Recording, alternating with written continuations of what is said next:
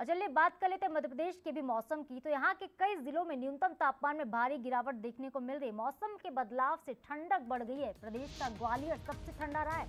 MP के कई जिलों में बारिश का भी अलर्ट है। कई जिलों में आगामी दिनों में बारिश हो सकती है। ग्वालियर का न्यूनतम तापमान अगर देखें तो 10 डिग्री तक पहुंच चुका है। बैतूल में 14 डिग्री, भोपाल में 15 डिग्री, तो दतिया में 11 डिग्री तक तापमान है।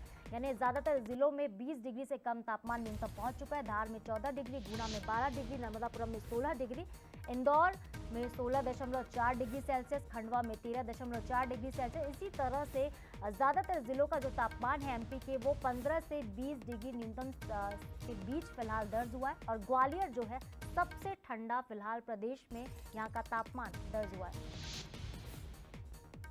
और हमारे संवाददाता उमेश परासर ग्वालियर से हमारे साथ सीधे जुड़ रहे हैं, उनका रुख करते हैं। उमेश, ठंड ने दस्तक दे दी है। गुलाबी ठंड पड़ रही थी लेकिन अब अच्छी खासी ठंड पड़ने लगी। ग्वालियर का तापमान भी देखिए सबसे न्यूनतम रहा है। सबसे ठंड जहां पड़ी है वो ग्वालियर रहा है प्रदेश का। देखिए, बिल्कुल साधना, आपने सही कहा। जिस तरह से अब गुलाबी ठंड के बाद अब जो ठंड है उसका एहसास अब लोगों को होने लगा है। और अब जो मौसम में लगातार अब गिरावट देखने को मिल रही है। ग्वालियर सबसे जो न्यूनतम तापमान वाला जिला रहा है और तकरीबन 10 डिग्री के आसपास ये रात का जो टेम्परेचर है वो पहुंच गया। और उसके साथ ही अन्य जो ग्वालियर संभाग के अन्य जिले हैं वहां भी 10 से 15 डिग्री के बीच में ये तापमान पहुंच चुका है। कुल मिलाकर अब ठंड ने पूरी तरह से दस्तक दे दी है। और हम देखेंगे कि 26 नवंबर के बाद जो कड़ाके की ठंड है उसका एहसास भी लोगों को होने लगेगा।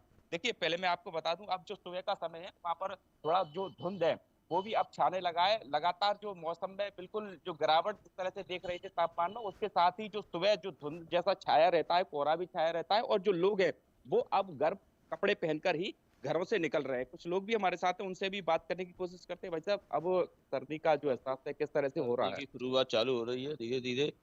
ठंड पड़ने लगी है, अब कपड़े वपड़े भी पहनने मतलब उस हिसाब से, क्योंकि हल्की हल्की सर्दी है अभी, और 2-4 दिन में और बढ़ सकती है।